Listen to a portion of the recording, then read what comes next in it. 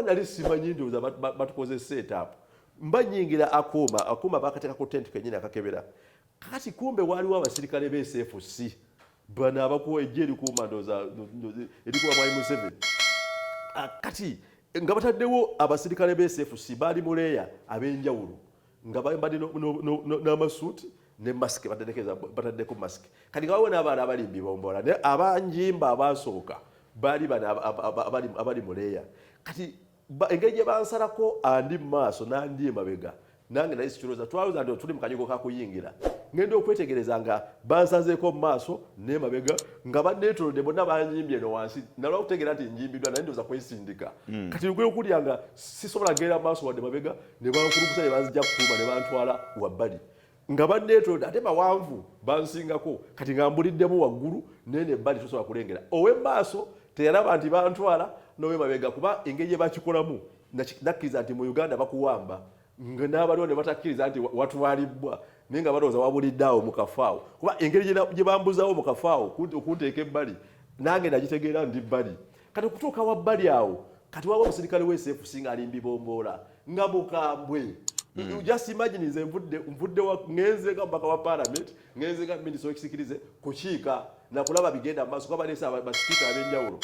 akuva amawanga aga Commonwealth ejjuka Uganda erina enkizo mu Commonwealth ffe emu ku nsi ezaaliko amatwale ga Bungereza era obukululo gwe tulina gutambula nnyo mu Commonwealth oba enkola yaffe ey'ebintu ne parliament n'ensonga ez'enjawulo byonna bitambula nnyo mu kululu ogwo naye amateeka ge tuyisa gasinga era gafaanagana so otuuka wabbali ku musirikale gwe bantadde oyibombola mbuuze nasooka mu walinnya limu nga nze Muwada mu Bukambwe nambuuza eryokubiri gwani saagala kunduyisa ne mugamba eryokubiri kati bwetegera ndimbo wambi nanga nti ng'alina akatabo kaali ka bbulu ng'alina amanya amawandiike mu mukono kalistika amanya basically go opposition amanya ne mugamba nja kulaba linnya lyange lyogana nanga nti erinnya lyo lyerimu abatakkirizibwa wano va wano tokkirizibwa wano ne kati of course sobola kumala gakkiriza kuba ndi mubaka wa parliament ate nzize kulondera lukungaana lwa Commonwealth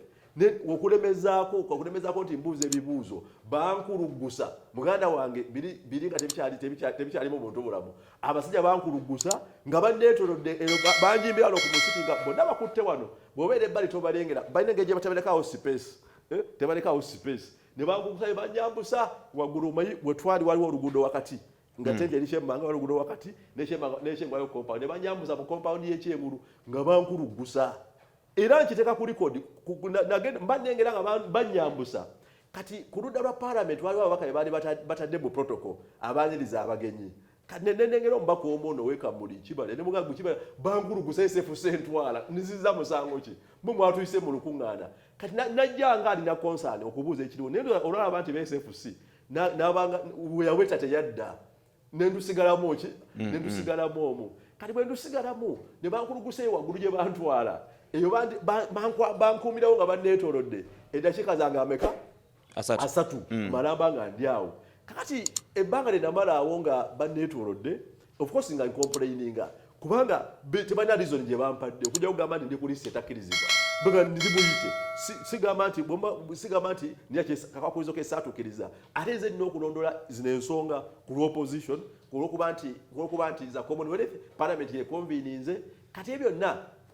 tebaawuliriza ate nga tebanyega kati banga dakiika 3 ne bampitira omukyala yali komanda ndoza alinga komanda we SFC nga mukyala nga alina buledi okolo bungi abwetooloza bwogera ye apa condition bbiri yangamba instructions zange za kufulumya oba nkusibe oyina kulondapo kimu tomalira budde babikola ki tebabiwuliriza so tewali nsonga ndala yampeebwa okujja kugamba ndi waliwo listi ya SFC abatakkirizibwa kuyingira ekinakuwaza nti luno bali lukuŋŋaana nga parliament yeruyise olukuŋŋaana lwa parliament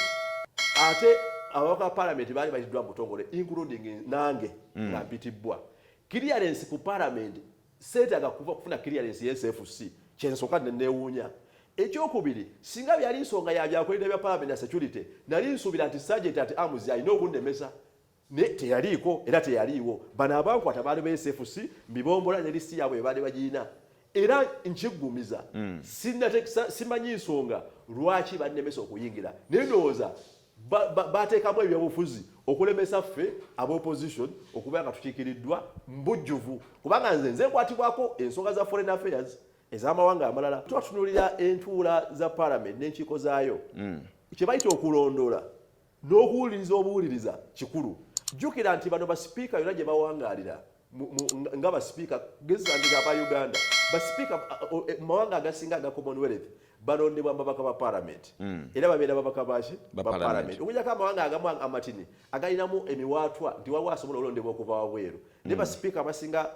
mu nkola ya Commonwealth balondebwa babaka ba parliament. Ekyokubiri, sipiika ekimufuna sipiika obuyinza bwe tabukozesa nnyo nga Ssekinnoomu abukozeseza mu kolamu nga lukiiko lw'ababaka ba parliament either eba committee ekatuwayenga mu Uganda nti eba commission oba committee oba mu lutuula lwa parliament luyite plenary. Obuyinza bwa sipiika bwe businga okukola ki okukozesebwa era ebiyogerwa ku sipiika oga nti teeka liyisibwa oba nkola esaliddwawo erina kubanga yayisibwa mu lukale nti ordinary basipiika tebakola nnyo bayikuyisa biwandiiko nti mpandiise ndikoze etya bayisa nnyo bayikululinga out of olutuula olwa parliament. Okubawuliriza kikulu, okuteesa nabo kikulu, okubaako nekyetwayigako nakyo kikulu. Kati naffe mu nkola yaffe nga opposition mu foreign relation tulina ensonga ez'enkizo zituuza nti basipiika aba Commonwealth basaanye ozikola ki okuzirowoozaako n'interaction yayo zennyini ziba nkulu. Ate weewuunye ekisinga n'okusesa nti mu lutuula lwonna nga lwa parliament nze omubaka wa parliament nga nze Muwada ndi wa mugaso nnyo n'okusinga Mwai Museveni